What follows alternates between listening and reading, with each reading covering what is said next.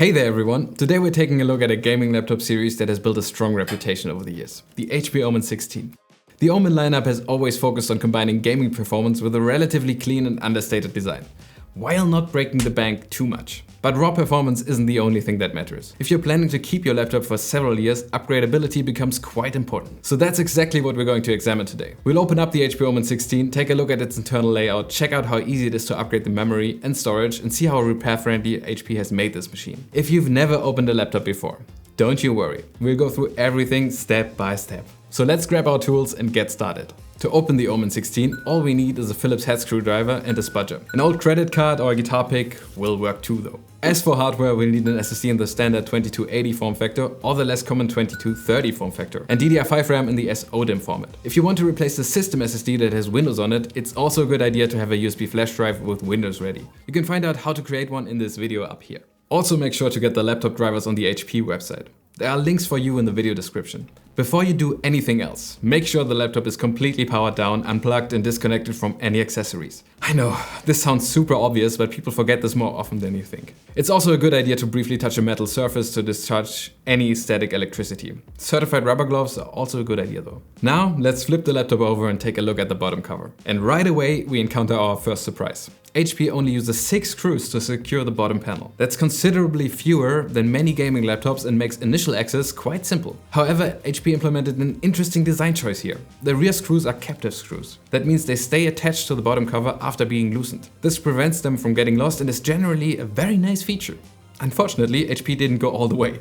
The front screws are not captive. They can still fall out completely and disappear under your desk if you're not paying attention. So be careful when removing the cover. Once all screws have been loosened, we can carefully work our way around the edges with a spudger or a credit card and remove the bottom panel. After a few moments, we get our first look at the internal layout. And the first piece of good news, the HP OMEN 16 offers all the upgrade options. Both the memory and the storage can be expanded or replaced. That's becoming increasingly rare these days, so it's nice to see HP is still supporting upgrades. But there's a catch, we'll get to that in a moment. On a more positive note, the cooling solution is very nicely dimensioned for this kind of laptop. Let us now start with the memory. The RAM slots are easily accessible under this silver cover. Whether you're looking for more capacity or want to enable dual channel operation, the process is fairly straightforward. As always, matching memory modules are recommended whenever possible, as using modules with identical specifications generally provides the best compatibility and performance. So, gently press the side clips apart until the module flips up and can then be pulled out. To install the new memory module, insert it at an angle and then press it down until you hear a click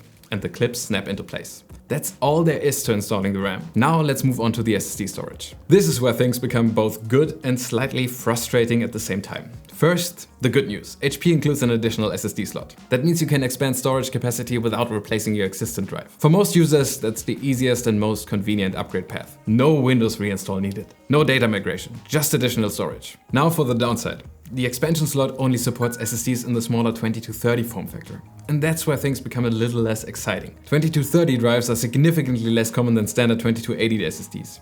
They're often more expensive and the available selection is usually much smaller. That doesn't make upgrades impossible. It simply means you'll need to pay attention to the form factor before purchasing a drive. If you already own a spare 2280 SSD, you won't be able to use it in the expansion slot. Even so, having an additional SSD slot is still preferable to having no upgrade option at all. Now for the upgrade itself. Simply insert the SSD into the slot, press it down gently and secure it with a screw. If your new SSD is not shown in Windows after the installation is done, make sure to initialize it. This video up here shows you exactly how that works. Let's also take a look at the battery. Fortunately, HP chose a screwed-in battery design.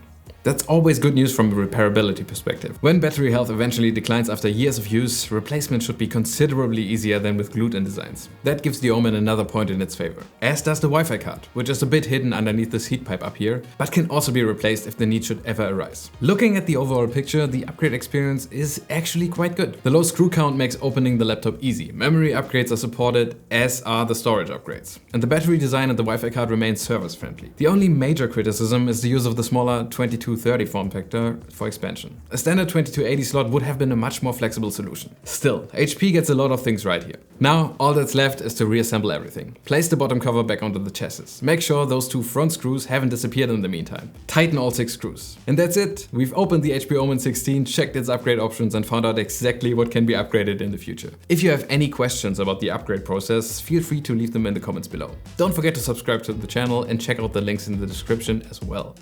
Until next time, take care and have a good one.